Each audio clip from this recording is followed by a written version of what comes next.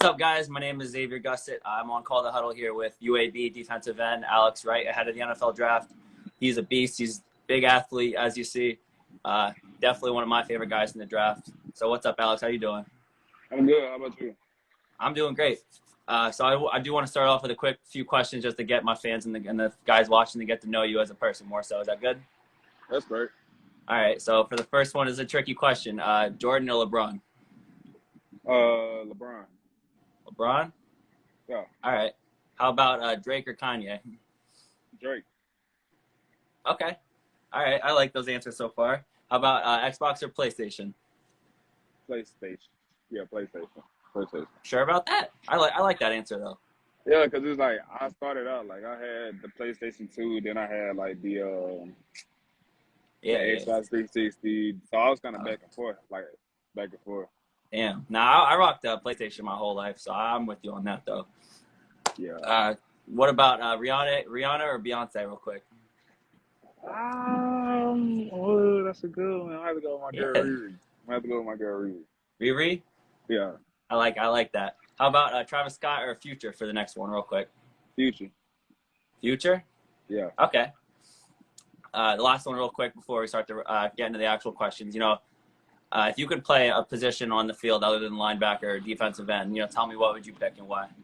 Uh, I would say tight end. Tight Tight end? end. Yeah. Do you ever play tight end? Yeah, in high school I played tight end, wide receiver tight end. Okay. How big were you in high school? 6'4", 225. 6'4", 225. And we're talking your size. What are you looking right now for size? They measured me at the combine. I was 6'5", 271. So Okay, nice.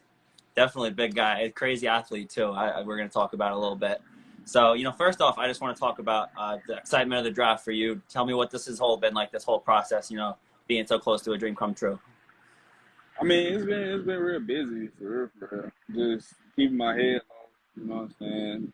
Cutting out distractions. Just focusing Yeah. on the main task at hand. I mean, I'm in a position now where I got priorities. I had priorities in college, but now I got real deal priorities that can mess up my chances. So I'm just keeping my head above water, just out the clouds, just out of hindsight, really. Just Okay. focus. Are you still in school? No, not right now, not right now. No? I plan on Okay, going back. okay.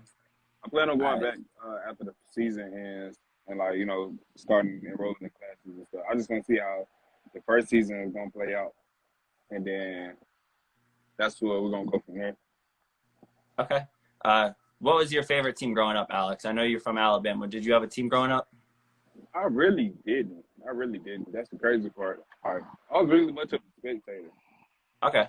So that was pretty much it. Just being a spectator. That was not only for college, but that was for like the NFL too. Yeah. So So then tell me, who are some guys that you kind of looked up to, growing up as a linebacker prospect? I looked up to like DeMarcus Ware, DeForest Buckner, Eric Ooh. Armstead, um, just people like that fits my body type. Yeah. I wouldn't try to look at smaller defenders. I would look at J.J. Watt sometimes. People that's bigger, more of a power Good. rusher. So Yeah, no, there's not too many people in the league, even with the size that you got and the athleticism you got. I do want to talk about your workouts in a little bit, but first all I want to hit. No disrespect to UAB, but how did you end up going to UAB? Because I think when you think Alabama schools, they're not one of the first schools you think of. it was the loyalty and consistency that played a part, and treating me like family. I feel like I was treated more like family at UAB than I did at any other schools. So I didn't really get like upset because I didn't get certain offers for certain people. I got offers from like Power Five schools. I just felt like that wasn't me. Like what they was doing, that wasn't who I was. Like, and then some teams would try to go after me like I was a product or like they was racing to get me. Like, and if UAB did this, then we want to do this and that. Like, no, I'd rather be treated like family and treated like an actual person than product. You know what I'm saying? Yeah. How early So was it that they started recruiting you? UAB started recruiting me my sophomore year in high school. And you committed junior year and stuck with it? Oh no, I committed the spring, not spring. I committed the summer going into After my sophomore year? no, it was the summer after my senior year. I mean Oh, the summer after my junior year, going into my gotcha. wait. It was summer going into my senior year. That's what it is. Summer going into the senior year. I know I was coming off my junior year, when I was getting offers. That's when all the offers started rolling in. All right. So, like we talked about, you're one of the bigger guys in this draft even. Talk about, physical aspects of your game that you feel confident about going into the NFL, just your physical aspects. I mean, I just work on anything and everything I can to critique myself into being the best player that I could be, the best ability. I'm not trying to be like nobody. I mean, I may model my game off of people, but I'm not. You feel me? I'm not trying to be them. I can only be myself. So I mean, I got length, I got explosiveness, I got motor. That's one thing I put emphasis on this past summer. Was just my motor.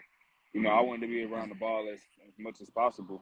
So I feel like those three attributes right there was played a huge part in my game this past season. Yeah. Have you you really had to change your diet at all this off season, or have you always just been able to eat everything and turn it all into muscle? I mean, I would try to turn a little bit of fried stuff into base up. Like I would eat like fried chicken a lot. Then I would try to go to a different route and like use baked chicken. Less grease.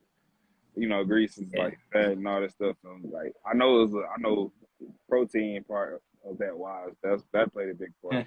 And I didn't eat as many late night snacks as I did, but that was Yeah, just you pretty gotta much get used to that. that was pretty much it. All right. Uh, you know, when you're talking to someone who has never seen you or watched you play before, tell me, what game would you show somebody who's never watched you play before just to stand you out? Florida Atlantic. FAU, yeah. I was gonna say that game and the BYU game were both good games for you guys. I know. Yeah, that was a good game. BYU. I mean, it's a lot to say about that game. It was just hard fought. I mean, we knew we was going. I would say you could tell there was a feeling in the locker room. We all had it. Like there was no negativity. There was positivity. Like I had a feeling like we was gonna beat these guys. So that and Florida Atlantic, that was pretty much the games right there. Yeah, I know that FAU game. You had 2 sacks and a forced fumble that game. That was a hell of a game for you. Um, when you talk about versatility, I definitely see when you watch your film, versatility is one of the first things that pops off. You can play every single position on the D line and the edge and everything. Is that something that you've really put a lot of emphasis on this past off season too? That was really just like a thought process. Like me and my coach, we would talk about it. We would, because at first, I would stay out there at the edge because that's where I've been for so long. So I was kind of used to being out there. But I mean, just Yeah. putting strengths against weaknesses and stuff like that. When we watch film, my coach he thought it was a good idea to move me like interior when it came to like pass packages and see what works out. Quickness versus guard. That's a point of emphasis that is used in today's game. So when we Definitely. figured out that definitely could work, that's when I got more comfortable playing every position wise, whether it was nose, whether it was three tech, whether it was outside, wherever I just felt comfortable at. I mean, he didn't have no problem with that. I gained his trust, you know, doing those things. So it was no problem at all when it came. It was actually fun rushing inside. Like I Yeah. like rushing inside more than I do outside when it comes to like having fun and stuff like that. Okay. All right. I can definitely see that. I mean, being a bigger guy that you are, it's definitely probably nicer to get inside and be able to beat guards up and stuff on the interior. Um, I know I watched the combine a little bit. Tell me what your comfort level is dropping back into coverage as an edge guy. I mean, it was nothing new to me, but it was kind of good. It was kind of like that memory, that flashback. Because I was a dropper at the beginning of the season. Oh, After we played Georgia, we made changes we thought was best for the team, and that was to keep me rushing the quarterback. But it was not like it wasn't like it was just something new to me. It was something. When we did the drills at the combine, I was thinking to myself, we did this every Thursday with our coach. Our coach, yeah. like, he kind of prepped us for it. So at that point, I heard some people that was like, "Dang, we got jobs, we got jobs." I was like, in my head, I'm like, "Shoot, we do this every Thursday." Like, so I was comfortable. You know, Yeah, I wasn't even nervous going into the drills because I was just telling myself in my head, like, I did these drills so many times. It's just it's more quiet now. It's just fans out here. I'm not at practice, and there yeah. teams out Was here. that was that aspect brought up to you a lot at all? Being able to drop back in coverage, is that something scouts or coaches wanted to see more so? Yeah, it was brought to my attention by some teams. You know, they wanted to see how I would move in coverage, how loose and Yeah, fluent I could be, and how versatile I could be. I feel like that's more versatility added to my bag. Then that would help me out more as a player because I can do so many things. So I would say there would be times where I remember I met with a team and they said, "We know you can rush the passer, but you know if all else fails, you know, and stuff hits the fan, would you know what to do? Would you be able to block?" I'll be like, "Yeah, I'm up for the challenge. Like I can do that." So I feel like that's just I feel like it wouldn't be I feel like it wouldn't be a burden, but I know that's something I would be willing to do also, other than yeah. just the product.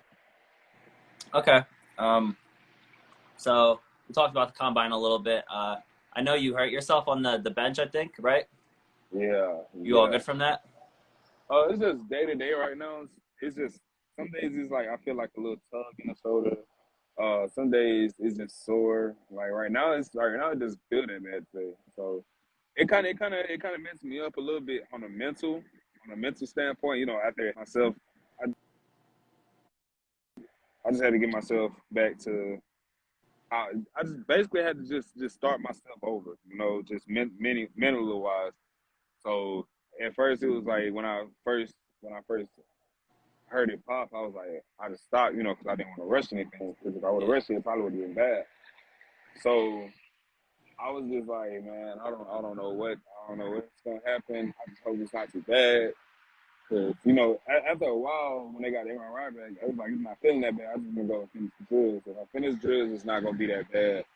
At least I have something to show for it, you know. So yeah. that's pretty much what it was, really. Okay. Did that limit you in your pro day workouts at all? I know you had your pro day yesterday. Did that limit you at all? I don't know what you worked out. It did. It did. I feel like it didn't limit me, but it could have. So that's why me and my team, my agents, we've been talking with like other teams to set up a date on the 30th, and that's where that should give it enough time to heal up, and I'll have more time doing everything like 40s, vertical jumps, broad jumps. That's when I plan on doing everything. Okay. Nice. I'll definitely be able to tune into that. Um, so tell me a little bit. I know you wear 16. I think you used to wear 47, right? Yeah, 47 my freshman year. Yeah. Okay. So, is there any meaning behind 16, or why do you wear it? 16 was unique. It was unique because I felt like it's crazy, a crazy story. I got the number in high school because of a jersey mishap. They brought like the wrong size. I was originally number 85, and 85. yes sir, yeah, 85, 85. So then I switched. It was like, yeah, this one fit. So he gave me 16. So I've been rocking with 16 ever since. And it's not that usual where uh you see a defensive end with a number 16 like Yeah. on the end. So I told myself, I said, I mean, college teams recognize me in 16. NFL can do the same thing. Word. I like 16. It looks tough on you for sure on the D Appreciate line. appreciate it. So you decided to declare for the draft after your true junior season. Tell me, what was the thought process behind that being more so a young guy? I mean, it was just it wasn't an overnight decision, of course. I mean, you know Yeah. that, but it was just I felt like it was just the perfect timing, you know, with just going through stuff, going through like talks with my agent, and just figuring out where I would be, and I felt like it was time to go because we had I had to set out a list of pros and cons. You know what I'm saying? Yeah. From we won't know what would happen next season. Injuries may not perform as well. Like like while the kettle is hot right now, like we need to go ahead and get this show on the road. So after I declared, it was like a whole bunch of relief came on my shoulders, a whole bunch of stress. I just felt more. I felt more. more released. Like everything just released. After I made the decision, just because everybody was on my back, like, what you gonna do? You gonna declare? What's going on? Like, you going to leave? What's going on? Like, it was just it was to a point where I had to turn my phone off. And me, I'm a social person, so like when it comes to the fact that I can't even talk to like my mom or my coach back at home, then it's a problem because I'm too stressed out from it. So not only it was like real stressful, but it was real challenging. So it was a long process, but I'm glad it worked out the way it did. Yeah, no, I mean, definitely make your money. That's what I'm thinking. There's not a lot of guys in the NFL, obviously, right now that are going to have the same length and athleticism and size as you. And I mean, if you're healthy and right off the bowl game, definitely make your money. That's definitely a good way to look at it. Uh, so obviously you're a crazy athlete. You're gonna be in the NFL soon. But tell me, if you weren't playing football, what is there any sports you'd be doing right now? I probably would have went the basketball route, probably. But it You was getting triple doubles? I averaged a double double a game. Crazy part, yeah, double Ooh, double. you're a big man. Yeah, I had to be. We was a small Yeah, school. But eventually, I probably would have said, yeah, basketball. I was an all-star in high school my junior year from like yeah, the North and South games. But I mean, us being a football school, there was only so much I could do. And I remember a story like my coach in high school. He'd be like, just be honest, like you're getting full rides in football. There's no way you're playing basketball in college. And me okay, knowing my situation, it's like I'm not gonna let my mother pay for bills, stuff like that. I'm not gonna turn down a free education. Who's gonna turn down a free education, knowing how much college costs nowadays? So it's like free education, I would take that. And plus, on top of that, I was already falling in love with the game of football before then. So okay, when I fell in love with the game of football, and then the full ride started coming, it's like, oh, I get to do what I love yeah, for free, okay, like I gotcha. with no expenses in college. When it comes to classes, I'll take that. Yes, I would take that gladly. So that was how it was in high school with basketball and football. Did you try to play UAB ball at all? Nah, there was no way I could have. There was Nah. no way, no way. Just looking at the schedule and stuff, it was like from being Yeah, basketball season would start like in the middle of football season, so that would be a whole lot of back and forth, and that's I true. feel That's true. that's just too much on my body. So I was like, yeah, that's dead. All right, so I know watching your film, you like I said earlier, you got long arms, you use your arms, and you're huge. Tell me, between power rush and speed rush, how do you kind of bring those both together in your game? Because I know watching you run around all the guys a lot, and then you can also come on the inside and power through guys. So how do you separate that and use them together too? I mean, that just goes along with film, like not only having a variety of passage moves in like my package, but Yeah, it goes. I took what they would give me. Like some old linemen would line, some old linemen would sit back and wait for you. I just basically just made them play my game instead of making me play theirs. So it went against just a whole lot of film and tendencies. That's what really just broke everything down for me. So all right. Do you have any like go-to moves that have yeah, gotten better at over the last couple of years? yeah. Over the couple of years, it was hard because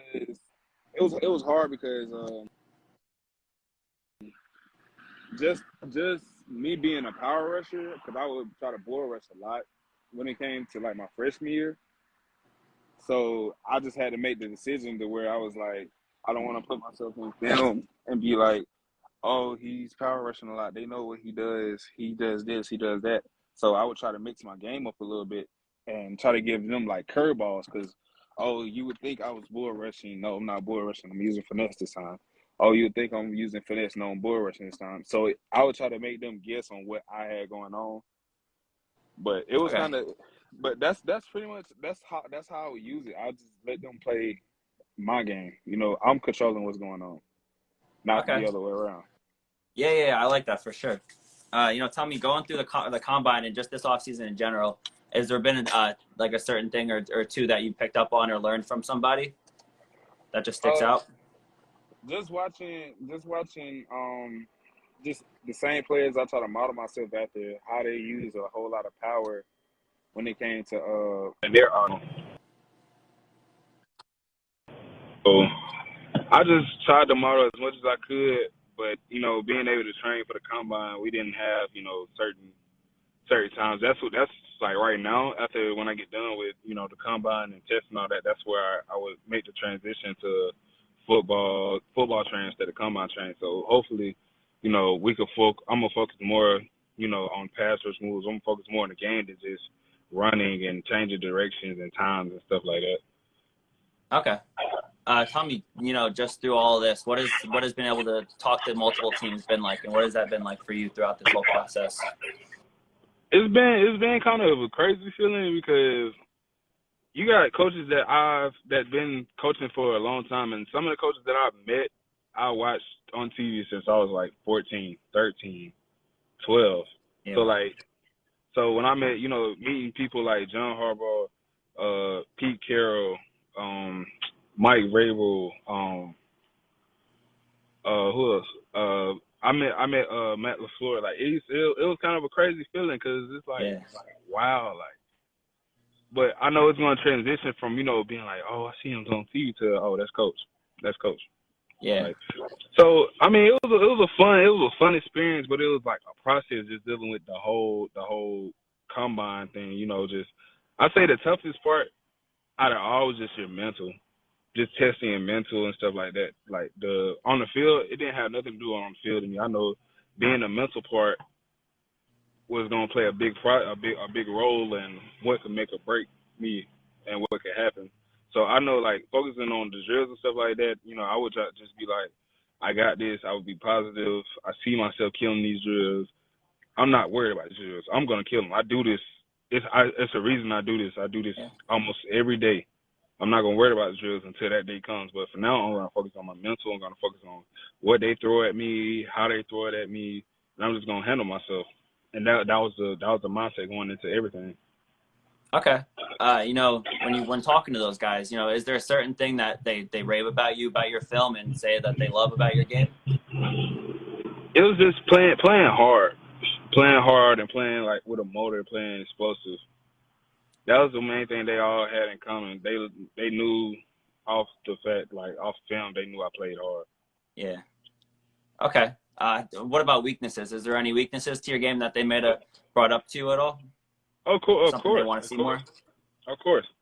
There was sometimes where I would be, sometimes my hands would get caught up in certain situations. My feet would get caught up in certain situations. Awareness, and and I wouldn't even use that as like a weakness. I wouldn't even say I wouldn't call it a weakness. I would say that's just something, critique. I would use that as a critique, Yeah. I wouldn't call it a weakness because, that makes it seem like, oh, that's what I struggle at. Yeah, I'm not gonna say I struggle at that. I'm gonna say I could work on it. I'm gonna work on it and turn it to a pro instead of a con. That's pretty much what I would say, really. Like criticism, struggle, weaknesses. I wouldn't say that. I would say, we critique and we're getting better. We're getting better. He may not be good at this, but he's gonna get better at it. That's what I would say. Definitely. I think that's a big part of your game. You can see the star potential when you watch you play. You got everything you need when it comes to the NFL. When it comes to versatility that we talked about, are there certain coaches or guys that you've talked to that kind of have more of a plan for you, whether to play inside and outside and move you, or have you gotten a chance to talk to people about that aspect of your game?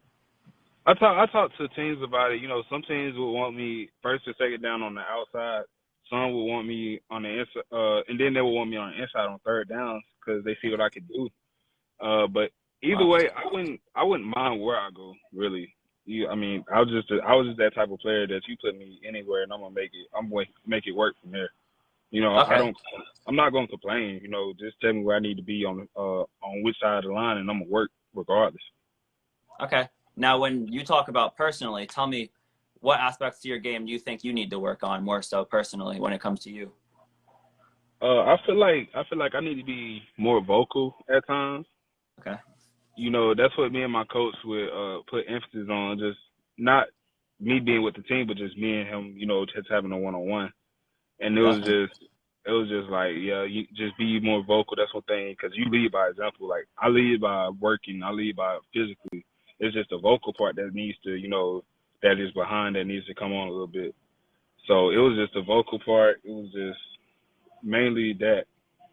And then on the field, you know, I feel like as much I feel like my pad level could be a little high sometimes. So I feel like that could be, you know, a Yeah. little con, or that could be, you know, something I could get better at. There's a lot of things. There's a lot of things I could get better at, but the main thing at hand is I just want to work on everything so much to the point where I can't get it wrong. You get what I'm saying? Yeah, So definitely. that's pretty much where my head is at. That's great. That's a great vision to have. You got time for one or two more real quick? Yeah, I got time for one. Gotcha. Tell me, I always love to hear what the best player you've ever gotten to play against, in your collegiate career. Is there a guy that stands out? We're talking lineman, running back. Any player you've gotten to see on the field or even with at UAB? Oh, on the I can say for my team too. Yeah, any team you've gotten to play with or against. I would say You can shout out some UAB guys too. Yeah, I would say from freshman to now, I would say like my freshman year, there was Jordan Smith, Spencer Brown, Myron Mitchell, Austin Watkins. Then my sophomore year, Dwayne McBride, Garrett Prince, Hayden Pitt. Let's see, who else? I know you played against Malik Willis this past year. Yeah, he was a dog. He was a freak, dog. yeah. He was probably the best one I played against like all year against wise. Yeah. Okay. And then this year playing with probably Garrett Prince. Him and Dwayne McBride, those are the two that I played with that was good. And then against was probably Malik Willis. Gotcha. And then that's one player that you can't wait to see on the field once you get to the NFL. I know you said you didn't really have a specific team or nothing growing up, but favorite player, I would say Lamar Jackson. Lamar, when you get on the field, you cannot not be able to believe it. Yeah, because I feel like his game is like poetry and motion. I feel like it's even better to see like in person than it is like on TV. Yeah, I mean he's slept on, especially after this past year. I don't know why, but nobody's talking about him anymore. Yeah, I felt like it was like injuries had a lot to deal with it. Had a lot to do with it, but just before Tom Brady retired, that was one quarterback I wanted to see on the field. Brady. Yeah. He was my go-to, but since he retired, there's still talk about him coming back. You might get to see him on the field next year or the year after. Who knows? We're gonna see. That would be pretty crazy.